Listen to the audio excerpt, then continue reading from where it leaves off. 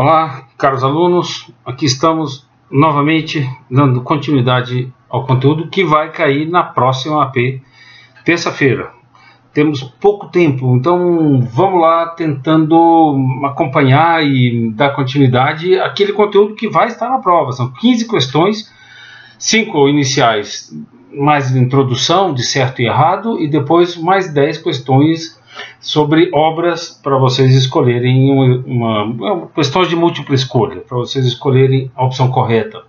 Então, estamos aqui em outro pedacinho da minha pequena casa, mas não vou ficar focado nas paredes, nem nos livros, nem no meu entorno. Vou virar o computador para a gente acompanhar a aula pelo arquivo do PowerPoint. Ainda não temos a tecnologia para transportar o PowerPoint diretamente para a palestra. Então vamos lá. Introdução, já falamos sobre esse quadro e o que ele simboliza, por isso que ele está na entrada aqui na nossa aula. Aqui são textos apenas que vocês já podem ler diretamente. Já falei sobre Bruegel, esse quadro O Triunfo da Morte, analisamos ele na introdução. Aqui algumas informações sobre o artista, justificando um pouco por que ele está nesse começo. Para quem já viu a aula, o detalhe da cena que eu destaquei na aula passada e algumas informações escritas. Então, já falamos sobre esse quadro, a queda de Ícaro, as festas populares, que justificam, a meu ver, um certo otimismo, um amor pela vida desse grande artista. Esse quadro eu não comentei na aula passada, mas é para mostrar para vocês que, de algum modo, ele antecipa até o realismo, que vem depois do romantismo. Quando retrata uma velha camponesa, feia, real, ou simplesmente o trabalho dos camponeses. Então isso amplia esse sentido de um gênio como Bruegel não poder ser incluído apenas em uma escola. Ele está dentro de vários movimentos, do surrealismo ao realismo, paisagista, religioso. É um artista muito completo. Mas aqui então finalmente entramos no tema do romantismo diretamente. Vocês podem ler esse texto que está lá, inclusive na prova, perguntando essas questões mais genéricas: contrário ao racionalismo, decepção pelos fracassos históricos da Revolução Francesa, individualismo e nacionalismo, dois conceitos ligados no sentido da busca da identidade, visão de mundo centrada na subjetividade e na emoção. Esse texto corresponde basicamente às questões iniciais da prova, questões de certo e errado. Referências apenas para ampliar o conceito. Isso daqui, há duas questões na prova que, analisando diferentes obras, pede para vocês indicarem que oposições corresponderiam a essas imagens que estarão reproduzidas na prova. E essas oposições, elas ampliam muito o que significa um movimento em reação ao outro. Então, o básico, o racional e emocional, esse é o mais simples que a gente pode caracterizar nesse momento, porque, obviamente, o neoclassicismo é baseado na razão e o romantismo vai buscar, num plano mais individual, mais pessoal, mais emocional, o que seria o real. Dia e noite, obviamente, durante o dia, as habilidades racionais, as nossas capacidades estão mais em evidência. À noite, o que surge é o inconsciente, o desejo, aquilo que muitas vezes nem nós mesmos temos consciência, aquilo que está no inconsciente, mas que faz parte de nós. Então, dia e noite, vigília e sonho, realidade e imaginação racional, lidamos com o real. Já na imaginação podemos extrapolar o real e trabalhar de algum modo com elementos que são pessoais, de desejo, de aspiração.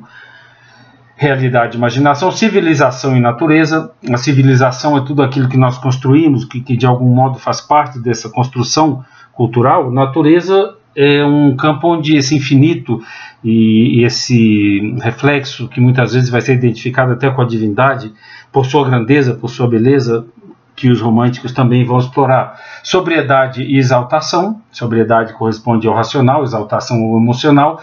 Na estética, linha e cor, vamos ver isso quando a gente falar da oposição, da briga que havia entre Ingres, que era a linha, nós vimos aquele Ingres que faz aquela mulher de costas tomando banho, que aquela linha é muito precisa, e a cor e a mancha que vão estar nos românticos, principalmente em Delacroix, que trabalham com emoção. Então a linha, que é algo racional, analítico, não está tão presente. O neoclassicismo é internacional, já falamos sobre essa universalidade, todos os países buscam refletir esse mesmo ideal greco-romano, e o romantismo é nacionalista, cada país busca sua própria identidade.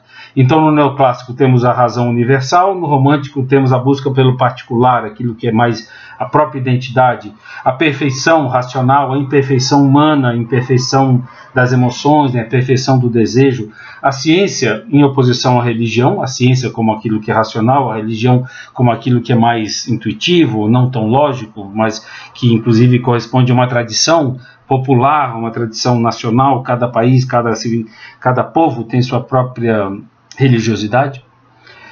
Humano e divino, nesse mesmo sentido, o humano é aquilo que faz parte do humanismo, que nós já vimos, que considera o humano como centro do conhecimento, como valorização do humano, e o divino é a parte religiosa, aquela parte que de algum modo segue os mitos, segue as tradições e não apenas os princípios racionais que estariam no contexto do humanismo.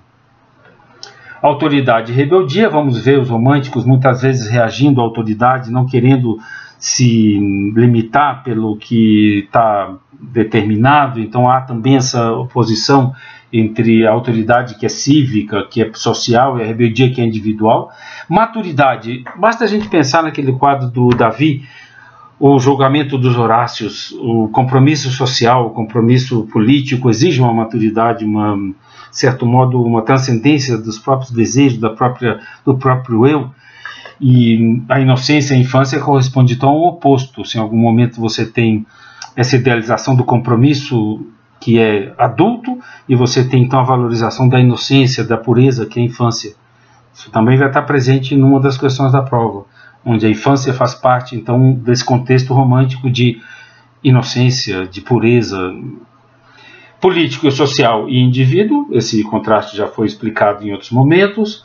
Didático, toda obra neoclássica pretende ser didática. Vocês lembram até quando falamos da arquitetura, daqueles arquitetos utópicos, que até as paredes terão ensinamentos morais, então há sempre uma intenção educativa.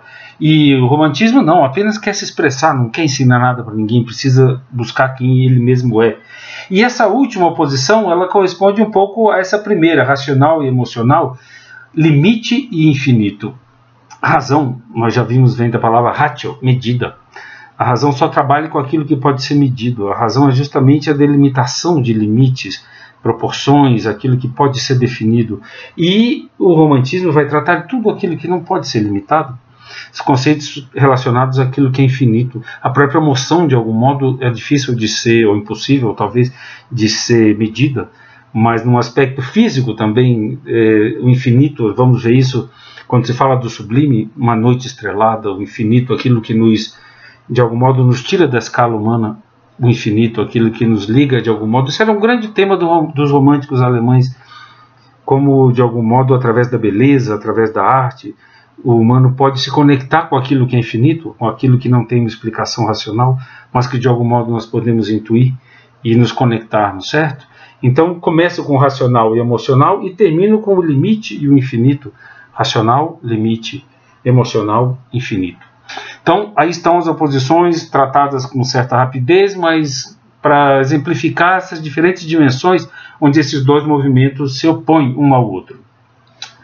Esse slide trata na arquitetura de dois exemplos muito claros.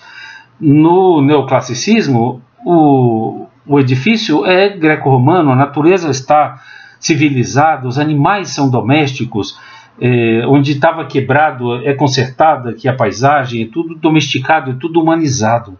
Então esse seria o neoclassicismo, que tem aqui Grecian, deve ser em italiano, ou em inglês talvez Grécia, isso é o neoclássico. E no romântico temos a volta para o medieval, ou a volta para o gótico, essa busca pelas raízes. E aqui a natureza está selvagem, os animais estão selvagens, não foi humanizada a paisagem. Então temos esse contraste entre neoclássico e romântico na arquitetura também, certo? E vamos então entrar pelos países nessa definição das diferentes características nacionais em reação a essa crise do neoclassicismo. Espero que esteja dando para acompanhar as imagens, não é o ideal, mas é o possível. Começamos então com William Blake. William Blake é uma figura fantástica, um visionário místico, muito revolucionário. No começo é um admirador, um entusiasta da Revolução Francesa. Posteriormente, diante dos excessos e da violência, torna-se um crítico. Então vai ter um misticismo muito inspirado em Michelangelo. Nós temos Leonardo, que é um renascentista muito equilibrado, ligado à ciência, e Michelangelo, que é um renascentista do excesso. Todos os personagens de Michelangelo parecem titãs, são gigantescos. Então Blake está ligado à Renascença, na linha mais de Michelangelo, da vitalidade. Esse é o ancião dos dias, o criador. Chama atenção para o que ele segura na mão, que é um compasso. De algum modo há uma referência a essa ideia de que Deus geometriza, ligado também à tradição maçônica. Se diz que a Revolução, inclusive nos Estados Unidos, estava muito ligado à maçonaria.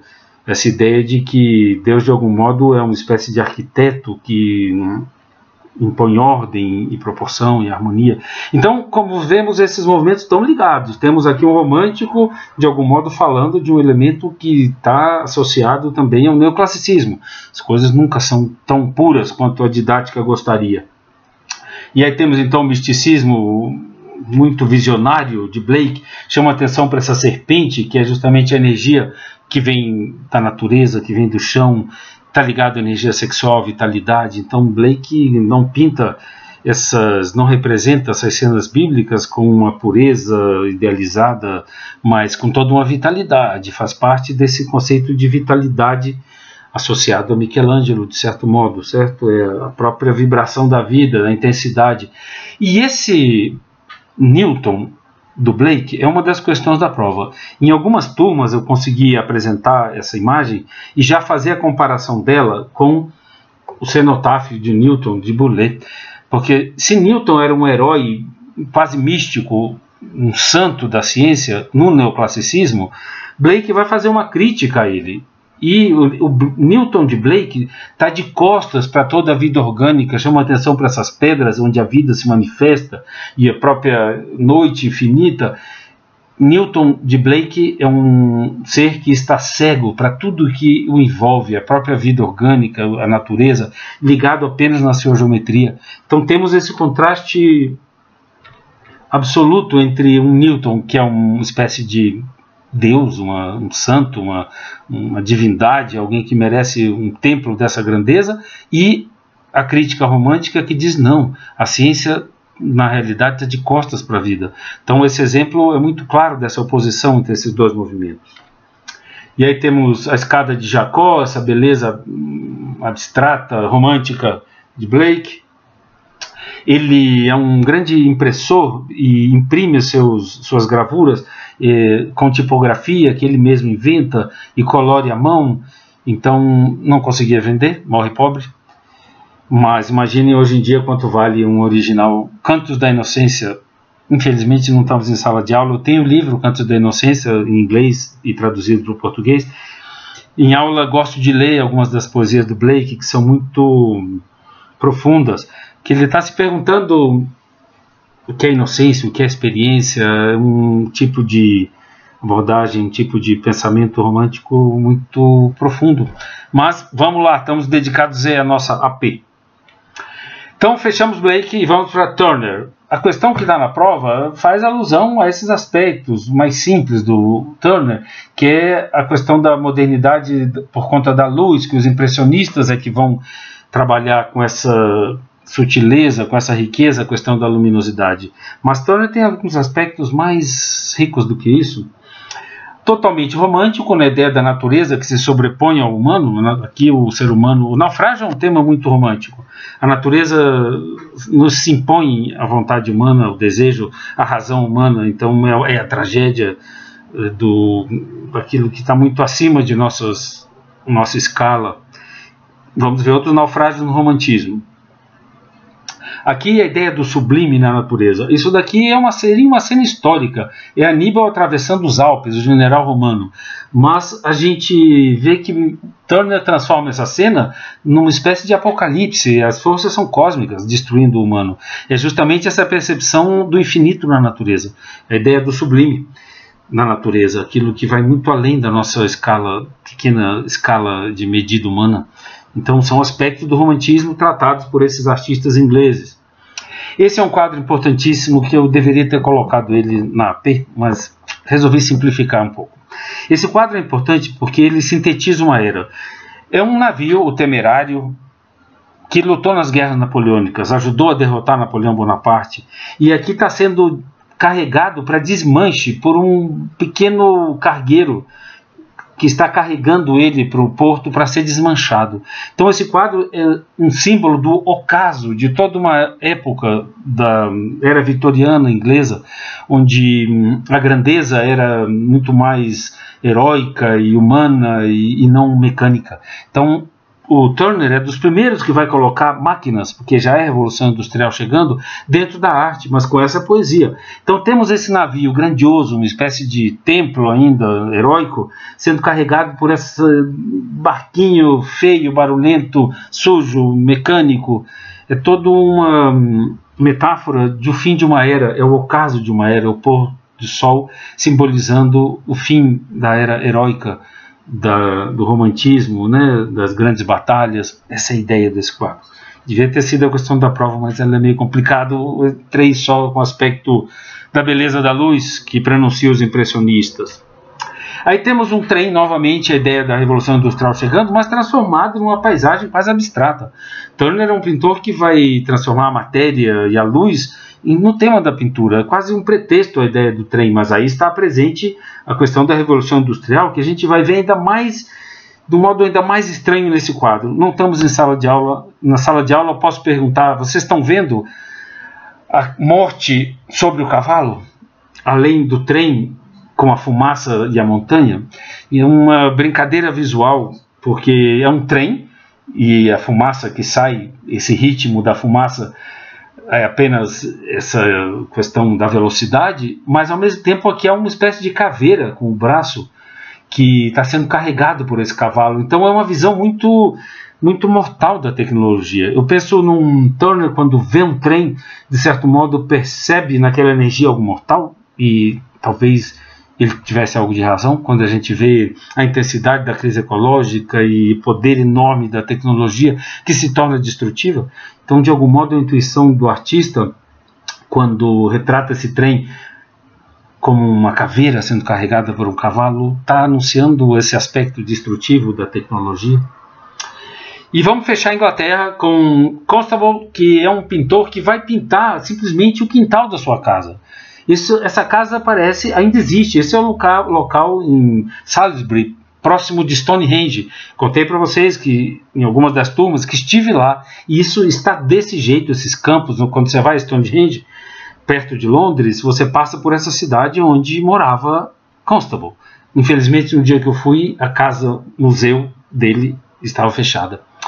Mas então, Constable pinta apenas o seu quintal. Quando isso é exposto na França, alguns anos depois, os franceses olham e dizem: é possível pintar isso? Ninguém pintava algo tão simples, que não era histórico, não era bíblico, não era mitológico, era apenas o seu quintal. Então, é um dos elementos do romantismo, esse apego à terra natal, ao seu próprio terreno, e essa é uma das questões da AP também, que está de algum modo dito aqui no texto. Simples aspectos de sua terra natal, além, claro, da atmosfera maravilhosamente representada. Aí está Salisbury. Essa pequena ruína, quando eu fui lá, eu não sabia que existia, é do mesmo período neolítico de Stonehenge. Então tem todo esse mistério do passado da sua região, que existe até hoje. Em sala de aula comentamos sobre Alan Moore, que é um grande roteirista e escritor, alguns de vocês devem conhecer, autor de V de Vingança e Watchmen, e é dessa região da Inglaterra, está vivo até hoje, mora lá, e tem livros que contam a história dessa região de uma grande riqueza. A Voz do Fogo, se alguém tiver curiosidade. Então aí está Stonehenge. Hoje em dia tem uma cerca, você já não pode chegar perto das pedras, elementos da paisagem transformados em pura abstração, e termino aqui sobre Constable com essa paisagem que é quase apenas uma pincelada. Estamos vendo, saindo do neoclassicismo, romantismo, realismo, impressionismo, até chegar na arte abstrata. A pintura vai falando cada vez mais de sua própria linguagem, de seus próprios elementos. Ainda na Inglaterra, tem mais um, Fuseli, que na realidade é suíço, mas trabalha na Inglaterra, e é uma das questões da AP também, que é a ideia do sonho, onde tem o erotismo, um lado demoníaco, é toda uma questão do inconsciente que aflora na pintura do Fuseli, pinturas sinistras, representações do sofrimento, do inconsciente, contexto do romantismo. Então aí temos, essa é a imagem que está na prova, justamente apresentando essa questão. Aqui a oposição, esse trabalho se refere. Estamos falando de vigília, sonho, pesadelos, racional, esse contraste entre neoclássico e romântico que eu peço que vocês analisem. E aí está ele representando cenas de Shakespeare, diferentes momentos de Hamlet, Macbeth. Esse quadro maravilhoso está em Londres, na Tate Gallery. Isso é enorme e é feito com diferentes escalas. Não sei se vocês vão conseguir ver, mas está na aula. Aqui tem um ser humano, aqui tem umas espécies de fadas. É tudo muito inquietante. Um aluno, numa aula, me descreveu essa história que ele conhecia. É o Reino das Fadas, tem toda uma mitologia, toda uma narrativa. Quem tiver curiosidade, lá atrás, aqui está o nome. Em Chicago, quando eu estive lá 2 anos atrás, tinha uma exposição só sobre Fuseli. E esse é um quadro dele que não está em nenhum livro, eu que tirei a foto. Aqui o erotismo, uma intensidade, uma beleza enorme. E esse não é um quadro dele, um desenho dele, mas estava na exposição, porque é o contexto histórico. É um retrato de um revolucionário feito pelo Davi. E a foto eu que tirei, é muito impressionante ver o original do Davi, alto artesanato, o trabalho está vivo, além da beleza da moldura. Mas eu não sabia, esse trabalho pertence ao Instituto de Arte de Chicago. Quando eu vi a exposição, pensei que talvez fosse um empréstimo, mas não, essa obra faz parte do acervo do Art Institute de Chicago. Então, por enquanto, fechamos com Inglaterra e damos continuidade numa próxima aula em seguida, para não ficar longa demais cada palestra. Vamos em frente!